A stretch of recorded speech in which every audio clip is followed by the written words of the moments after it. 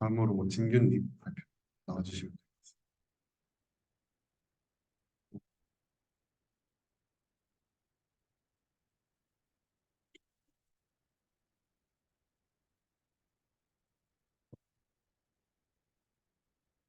네, 발표 시작하도록 하겠습니다.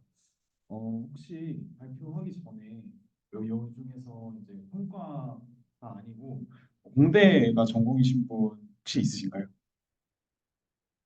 없나요? 네.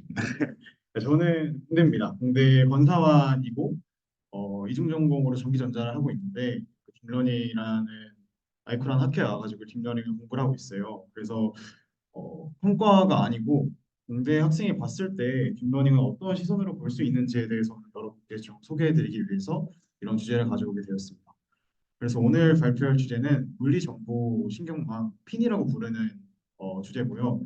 나름 이제 공학을 딥러닝에 적용할 때 어떻게 하면 좋을지에 대한 방법론 같은 건데 저희 분야에서 꽤나 핫한 주제라고 생각하시면 될 것 같습니다. 그래서 네, 발표 시작하겠습니다. 그래서 사실 저희가 활동을 하고 생활을 할 때 어떤 현상이 이제 보이잖아요. 그럼 이 현상을 과연 어떻게 설명을 할 수 있을까? 왜냐면 그게 그냥 당연히 일어나는 건 아닐 테니까. 뭐 예를 들면은 동선이 이렇게 매달려 있고 물체가 이렇게 대상 났을 때 흔들리게 되잖아요. 근데 이게 흔들림과 동시에 점점 그 주기가 줄어들고 높낮이가 낮아지고 약간 이런 운동을 보이는 걸 알 수 있는데 왜 이런 운동을 하게 될지를 이제 생각을 저희는 많이 하는 것 같아요. 그래서 과학자들이 이런 걸 이제 많이 하다가 지배 방정식이라는 걸 알아냈죠. 이 물체는 이러한 그 힘 때문에 결국에는 멈추게 됩니다. 아니면은 뭐그 움직임이 없는 상태로 도달하게 됩니다. 약간 이런 식으로 사실 모든 현상은 이런 물리 형식으로 표현할 수 있다고 해도 과언이 아닐 것 같아요. 그리고 사실 그런 것들이 이제 점점 보여가지고 다양한 분야에 적용이 됩니다. 실제로 저희 분야에 쓰이는 거는 전세 미체 역학이나 이번 이소 해석 역학인데 밑에 사진이 약간 그런 느낌이라고 보시면 될 것 같아요. 그래서 뭐 예를 들면 비행기가 있어요. 비행기를 여러 개의 이제 그리드로 나눠가지고 각 그리드별로 시간이 몇 초씩 했을 때 이 부분은 어떻게 될까? 약간 이런 것들을 앞서 말한 이런 물리의 다양한 지배 방정식들을 결합을 해가지고 시뮬레이션 하는 것들이 이제 이런 해석법이라고 보면 될 것 같은데 사실 굉장히 편리한 툴이지만 한계 점도 분명히 많이 존재합니다. 그러니까 뭐 비행기에 대해서만 아니면 뭐 특정 상황에 대해서만 적용을 할 때는 이런 것들이 적용 가능한데 뭐 현실 세계, 뭐 멀티피직스라고 하죠. 현실 세계를 적용할 때는 굉장히 많은 챌린지들이 있습니다. 뭐 예를 들면 뭐 코스트 문제도 있을 거고 아니면 데이터 수집 단계에서 노이즈가 많이 낀 데이터가 있는데 얘를 어떻게 해석을 할지에 대한 문제도 굉장히 많이 있을 거고 그리고 사실 이런 식으로 쭉 발전을 하다가 어느 순간 딥러닝이란 툴 자체가 이제 또 하나가 생기게 됩니다. 그래서 멀티피직스에 대해서 얘기를 다시 좀 해보자면 사실 뭐 앞에 이렇게 나와 있던 노이즈 데이터나 아니면은 뭐 여러 공식적인 문제들을 해결하기 위해서 데이터 관측에 대한 기술력을 일단 먼저 높였고 그다음에 데이터를 막 충분히 확보를 많이 하려고 했어요. 근데 사실 데이터가 충분히 있어도 우리가 기존에 갖고 있던 이러한 방식으로는 어떤 데이터를 딱 확실히 넣었을 때 모든 상황을 설명할 만한 그런 툴 자체는 없다고 생각이 되었던 것 같아요. 그래서 사람들이 그러면 요즘 핫한 머신러닝이나 딥러닝으로 이걸 한번 해결해 보면 어떨까 하고 이제 생각을 하게 됩니다. 그래서 머신러닝, 딥러닝이라고 하는 게 제가 생각했을 때는 LLM도 그렇고 데이터를 굉장히 많이 모아요. 뭐 이제 걔를 학습을 시키면은 그 데이터 안에 있는 어떤 분포나 아니면 특성 같은 것들을 모델이 잘 뽑아가지고 이를 이제 우리가 원하는 다양한 형태로 활용을 한다라고 생각을 하면 될 것 같은데 어, 이걸 일단 이런 방식대로 그 과학자들이 한번 실험을 해봅니다. 그래서 뭐 앞서 뭐 이런 다양한 거동이 있다고 했을 때 이 거동들에 대한 데이터를 막 뽑아가지고 모델에 넣어서 그러면은 그러니까 요 물리 방정식이 없다고 생각을 했을 때 이 데이터에 대한 움직임만 모델에 넣어서 학습을 시키면은 이런 물리 방정식 자체를 우리가 유도할 수 있지 않을까라는 생각으로 이제 이어지게 됩니다. 근데 사실 그건 이제 되지가 않았어요. 약간 이런 식이라고 생각하시면 될 것 같은데 만약에 여기 나와 있는 조금 이렇게 오른쪽으로 우리가 추론해야 되는 부분이라고 생각을 하면은 사실 그냥 뉴럴 네트워크 같은 경우에는 일반적인 어떤 추의 움직임에 대한 거동이 아니고 이렇게 녹색 형태로 학습이 되게 됩니다. 그러니까 저희가 일반적으로 알고 있는 물리 법칙하고는 좀 벗어난 학습이 일어나게 되는 거죠. 그래서 사실 공학에서 생각을 했을 때는 그냥 일반적인 상황이 아니고 뭔가 극단적인 상황을 네, 그러한 경우에는 사실 뉴럴 네트워크의 학습 자체가 그렇게 효과적이지 않다라는 이제 결론에 이르게 됩니다. 그래서 사람들이 생각을 한 방법은 그러면은 이런 앞서 말한 데이터 기반 학습에다가 우리가 알고 있는 이런 물리 법칙을 한번 넣어보자 라는 결론에 이르게 되는데요. 이걸 이제 넣는 방법이 굉장히 다양하게 있는데 그중에 한 방법은 단순 굉장히 그냥 규제에다가 우리가 알고 있는 그런 평균 분배식을 넣어가지고 평균 방식이 만족하지 않는 경우에는 로스를 계속 입히는 거예요. 그럼 이제 점점 로스가 낮아지는 방법으로 방식으로 학습이 될 거니까 사실 물리 법칙에 만족하면서도 거동도 되고 학습도 되는 그런 되게 유니버셜한 모델이 만들어지게 되겠죠. 이런 식의 방식으로 이제 학습을 하는 게 바로 제가 오늘 설명해 드릴 피직스 인폼드 뉴럴 네트워크라고 생각하시면 될 것 같습니다.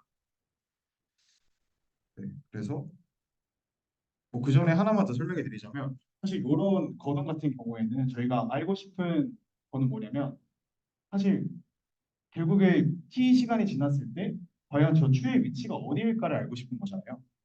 네, 그래서 우리가 구하고 싶은 거는 ut라고 생각하시면 됩니다. u 바로 치고 t 바로 닫고.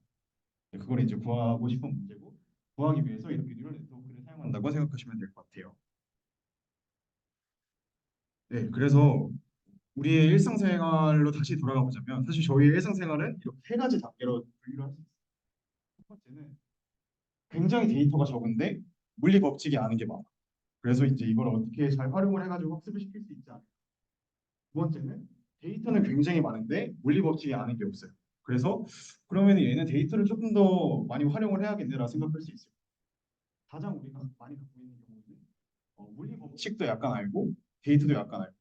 그럼 이제 이걸 통해서 뭐 물리 방정식도 수정할 수 있지 않을까 아니면은 뭐 거동 이런 일반 해도 구할 수 있지 않을까라고 생각하실 수 있을 것 같아요.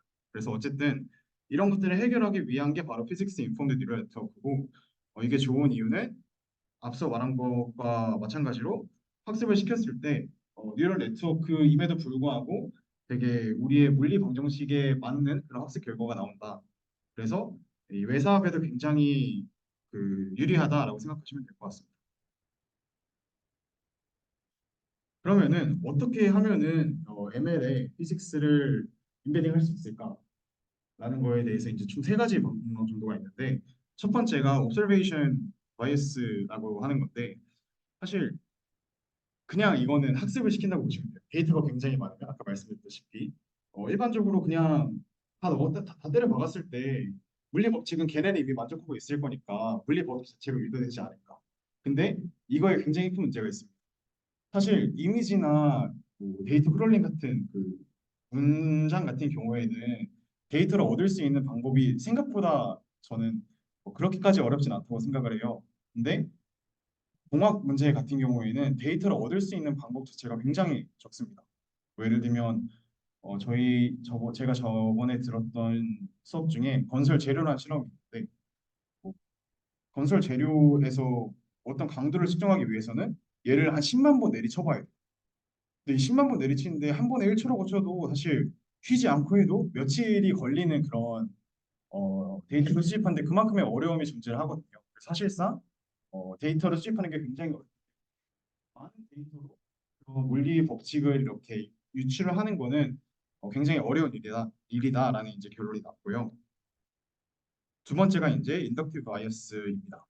그래서 인덕티브 바이어스는 아마 저보다 여러분들이 더 잘 알 것 같은데 뭐 CNN이나 GNN이나 트랜스포머도 다 인덕티브 바이어스를 잘 고려했기 때문에 성능이 잘 나왔다고 알고 있죠. 그래서 피직스 인폼드 뉴럴 네트워크도 이러한 좀 직관에 맞게 한 모델 구조를 좀 바꿔가지고 뭐 예를 들면 저도 이걸 잘 모르긴 하는데 해밀턴 시스템 뭐 이거를 오토 인코드를 좀 바꿔가지고 이러한 방정식에 대한 구조를 이용한 모델을 만들어서 하겠다. 근데 굉장히 어렵겠죠. 그다음에 이 분야에 대해서 정말 잘 아는 사람이 아니면은 그러니까 이 분야나 딥러닝에 대해서 정말 잘 아는 사람이 아니면은 사실상 건드리기 어려운 분야라고 생각을 합니다.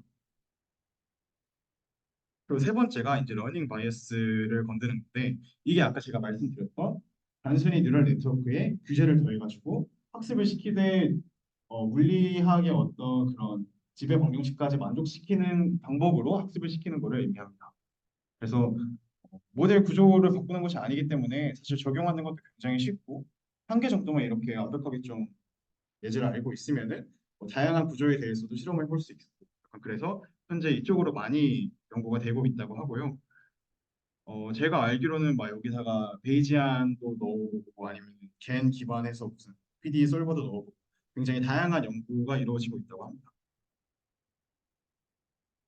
네, 그 밖에 뭐 이런 앞선 방법론들을 전부 다 합쳐서 약간 멋있는 이런 페르미네 핀에다가 기존적인 수치 해석 방법을 섞어준다. 그리고 뭐 그래프 뉴럴 오퍼레이트 메소드 약간 기존에 있는 이런 지금 딥러닝 발전이 굉장히 빠르니까 이거에다가 최대한 뭘 많이 섞어가지고 지금 성능을 좋게 만들려는 노력이 있는 것 같아요. 그래서 뭐 이렇게 잘 일어나고 있는데요. 그렇다면 이제 이거의 장점은 무엇일까라고 생각을 해볼 수 있을 것 같아요. 일단 첫 번째 장점은 모델이나 데이터가 사실 완벽할 수가 없는데 이제 그런 것들에 대한 전반적인 어, 보완이 가능하다가 이제 첫 번째 장점이고 그다음에 사실 딥러닝이라고 하는 게 블랙박스 모델이잖아요. 그래서 이게 설명이 굉장히 어렵다는 말이 있는데 물리 기반 학습에서 자꾸 이걸 설명하려는 노력이 굉장히 많았던 것 같아요. 그래서 뭐 더블 디센트 인 딥러닝이라는 어떤 딥러닝의 문제가 있었는데 이게 뭐 학습을 하다 보면은 처음엔 이제 성능이 사이즈가 커질수록 나빠지지만 결국에는 좋아진다. 근데 이게 딥러닝을 처음에 접근한 사람은 왜 좋아지는지 모르는데 좋아진다였다면 이제 피직스 인폼드 뉴럴 네트워크에 있는 저자들은 이제 이게 막 제밍 트랜지션 오브 그래뉼러 미디어라는 어떤 물리 법칙에 의해서 뭐 이러한 성질 때문에 좋아지는 거다라고 계속 설명을 하려고 하는 것 같아요. 기존에 있던 물리 법칙과 연관을 지어가지고 네, 뭐 그런 식으로 이제 접근하는 방법도 있었고 어 약간 브라운 운동처럼 이게 정해져 있는 답이 아니고 확률적으로 계속 뭔가 바뀌는 그런 멀티 피직스도 있는데 이제 그런 거를 풀기에도 기존의 수치 해석 방법은 어려웠는데 피직스 인폼드 뉴럴 네트워크는 그게 이제 굉장히 쉬워졌다. 겐이나 시겐이나 이런 것들을 이용해가지고 그런 것들을 풀이할 수 있게 되었다라고 하는 게 이제 이런 것들의 메리트가 되는 것 같습니다. 그래서 어, 이게 제가 지금 가져온 논문이 그 네이처에서 나온 논문인데 네이처에서 나온 논문 어플리케이션들이 굉장히 많았어요. 그 중에 하나가 에스프레소 컵에 대한 예제였던 것 같아요. 그래서 에스프레소 컵에 커피를 붓는데 커피를 부을 때 그 벨로시티 그레디언트를 이제 저 6개의 카메라를 통해서 찍는 거예요. 그래서 벨로시티 그레디언트를 찍어가지고 거기에 대한 3D를 만들어서 이제 그걸 핀에 넣어주면은 그러니까 피직스 인폼드 뉴럴 네트워크에 넣어주면은 그게 이제 압력 필드와 속도 필드를 이렇게 구할 수 있다. 그걸 통해서 추론할 수 있다가 내가 내린 결론이었고 이 예제는 사실 일반적인 수치 해석 방식이나 아니면 딥러닝 방식으로는 좀 풀기 어려운 이게 1포스트 인버스 프로그램이라고 하는데 이거를 이제 핀으로 통해서는 충분히 해석할 수 있었다, 풀 수 있었다라고 이제 얘기를 했습니다. 그래서 이 외에도 굉장히 많은 예시가 있었는데요. 사실 그 예시들을 제가 전부 다 이해하기 어려워서 저는 앞서 말씀드렸던 이 댐핑 문제를 직접 코딩을 쳐서 풀어봤습니다. 그래서 풀어봤더니 데이터가 당연히 전혀 없었죠.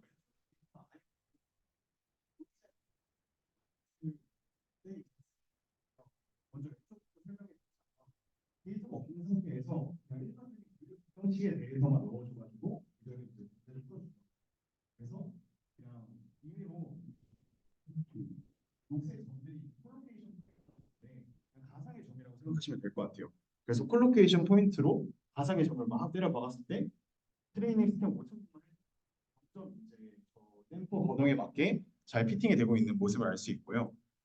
오른쪽 같은 경우에는 이제 사실 물리 네, 법칙을 보다 보면은 완전 완벽하지 않은 경우도 있잖아요. 그래서 오른쪽은 이제 마찰 계수를 모른다고 가정을 했을 때 마찰 계수까지 같이 학습을 하면서 이게 노이즈한 데이터로 피팅이 가능할까를 이제 테스트해보는 실험인데요.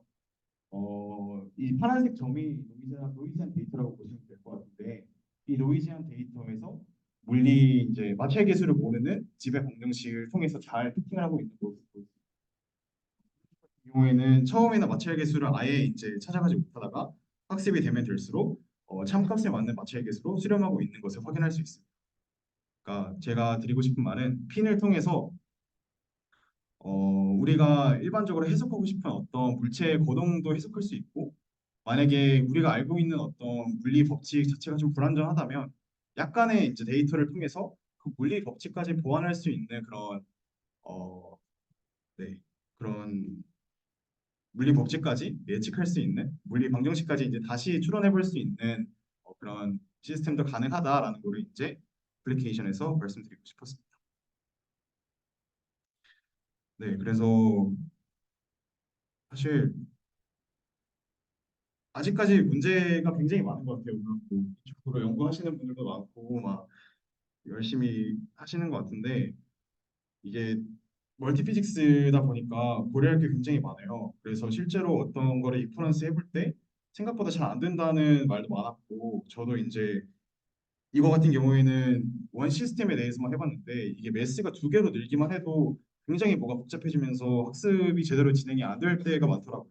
하지만 이제 사실 이쪽으로 인해서 계속 좀 풀어본다면 디지털 트윈이라고 이런 가상 저희가 살고 있는 세계를 전부 데이터화 시켜가지고 거기서 어느 정도 시뮬레이션을 돌려본다라는 이제 분야가 있는데 이런 쪽의 발전과 연구가 점점 이루어질수록 그런 디지털 트윈의 구축도 이제 같이 이루어질 수 있지 않을 거라고 저는 생각을 합니다.